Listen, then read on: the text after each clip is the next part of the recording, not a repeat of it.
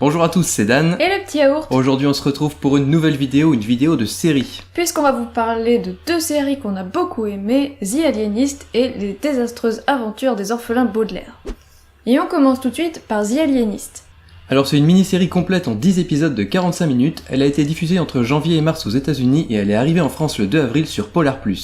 Et elle est aussi disponible sur Netflix pour nos amis canadiens et belges. C'est une série qui adapte le bouquin L'Alieniste écrit par Caleb Carr en 1994, qui a d'ailleurs connu une suite en 1997 qui s'appelle L'Ange des Ténèbres, et donc du coup ça pourrait peut-être indiquer qu'il y aurait une saison 2. Petit point intéressant à noter, l'auteur Caleb Carr a été impliqué dans la série puisqu'il a été producteur et consultant. Pour ma part, je n'ai pas lu le livre, mais il est dans ma pile à lire, et j'ai tellement aimé cette saison 1 que je pense que je vais bientôt lire le livre. On se retrouve en 1896 à New York où des adolescents des rues se font brutalement assassiner. La police qui est corrompue ne semble pas vraiment rechercher le coupable et du coup la terreur s'immisce en ville. Du coup on va suivre le docteur Kreitzler qui est un aliéniste, c'est-à-dire un spécialiste des maladies mentales qui va mener sa propre enquête de son côté, même si c'est assez mal vu des pouvoirs publics. Il va être accompagné de John Moore, un dessinateur qui travaille pour un journal, et de Sarah Howard, la première femme à travailler dans la police. Et pour cela, ils auront le soutien du jeune Theodore Roosevelt qui vient tout juste d'être nommé commissaire de la police de New York.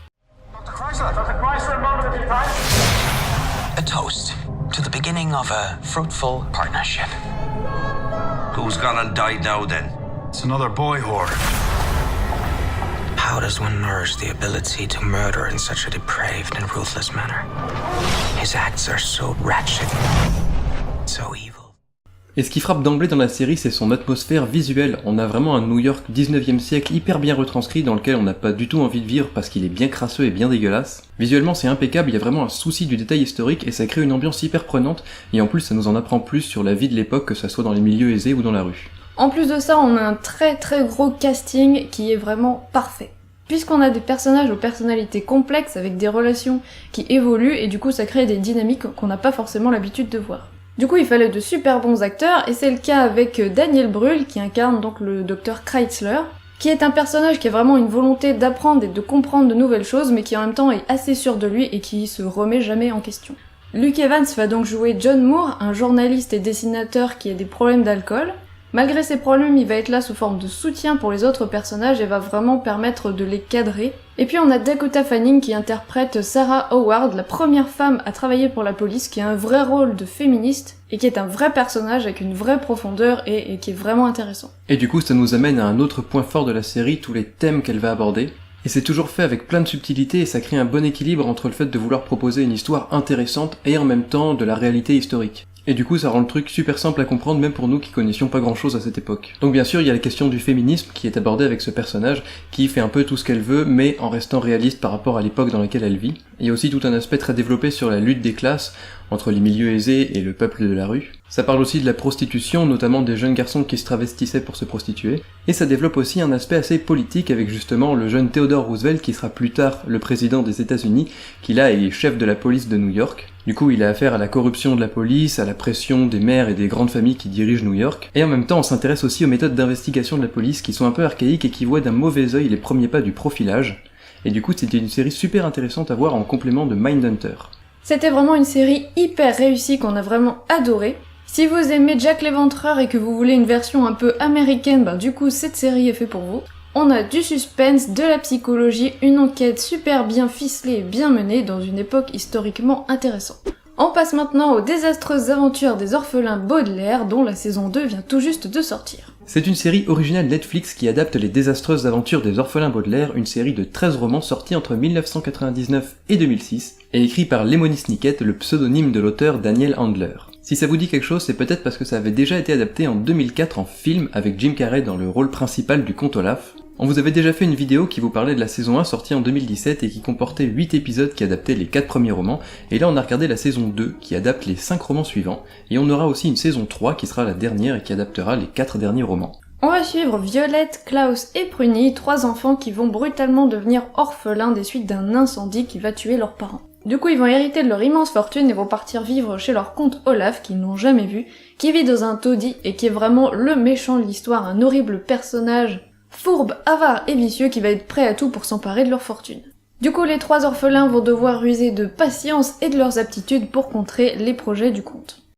Just drop them off at boarding school. I know all about you. You've been sent to Guardian after Guardian, and adversity has always followed. I'm afraid that you'll have to live in a small tin shack. Crabs. Our shack is crabs. Ew. Our parents were a part of something. It might be the reason all these terrible things keep happening. Count Olaf is still looking for us. Does this seem like a nightmare? Because that's the effect I was going for. Comme pour la saison 1, c'est toujours dramatique puisque rien ne va bien se passer pour les orphelins, mais genre pour de vrai, il va vraiment leur arriver les pires événements, ils vont avoir les pires épreuves à subir. Et pourtant, la série est toujours aussi loufoque et pleine d'humour, surtout d'humour noir. La série joue encore avec le 4e mur puisqu'on a toujours ce narrateur, Lemony Snicket, l'auteur des romans, qui va venir nous parler et nous raconter des choses. À chaque fois, il va nous rappeler que ça se passe mal pour les orphelins et que ça va pas s'arranger, quitte à nous spoiler les dénouements d'épisodes dès le début. Et en même temps, il apporte un regard un peu différent parce que pour lui, toute cette histoire c'est du passé et il a mené une enquête pour retracer le chemin des orphelins. Un des petits points un peu particuliers de la série, c'est qu'elle joue beaucoup sur les mots et la littérature et que ça prend une place assez importante dans la série. Et du coup, c'est amusant parce que ça crée une ambiance livresque dans une série qui est télévisée à la base. Un des points forts de la série, c'est son univers visuel. Puisqu'ils vont mélanger des effets numériques pas forcément réalistes mais qui fonctionnent bien, avec des effets plus pratiques à l'ancienne qui vont vraiment donner le ton grotesque de la série. Dans la saison 2, on a encore plus de travail, je trouve, sur les décors, les costumes et le maquillage, et un côté encore plus artificiel. Les personnages, ils sont toujours intéressants. On a Violette qui est l'inventrice hors pair, Klaus qui lit beaucoup de livres et qui du coup pour sortir pas mal d'informations, et le bébé, Prunille, qui est vraiment le personnage le plus drôle de la série à mon goût. Et bien sûr, on adore toujours autant détester le comte Olaf qui prend une apparence différente tous les 2 épisodes, et qui se lâche encore plus dans cette saison 2 puisque là il passe son temps à chanter et à faire des trucs un peu complètement foufou. Par contre, c'est vrai que la saison 2, je l'ai quand même trouvée un peu redondante, et il y a vraiment des points négatifs qui en ressortent. On a vraiment un aspect redondant puisque tous les 2 épisodes on a les orphelins donc qui vont changer de tuteur ou de maison. À chaque fois le comte Olaf va les retrouver, va se déguiser, personne ne va le reconnaître en dehors des enfants. Les enfants personne ne les croit donc ils vont devoir trouver un stratagème pour contrer les plans du comte. Donc si dans la première saison c'était pas vraiment dérangeant, on avait plutôt aimé ce côté-là, là ça commence à faire beaucoup et ça commence à devenir un peu trop répétitif, puisque ça reprend vraiment un peu trop les ficelles de la première saison et les mêmes blagues. Pourtant on a un rythme qui s'accélère dans cette seconde saison et qui vire à la course-poursuite, mais justement ça va peut-être trop vite avec des dialogues qui respirent pas assez. Et puis en plus dans cette 2e saison, j'ai pas trop accroché à l'ambiance des nouveaux lieux de l'intrigue.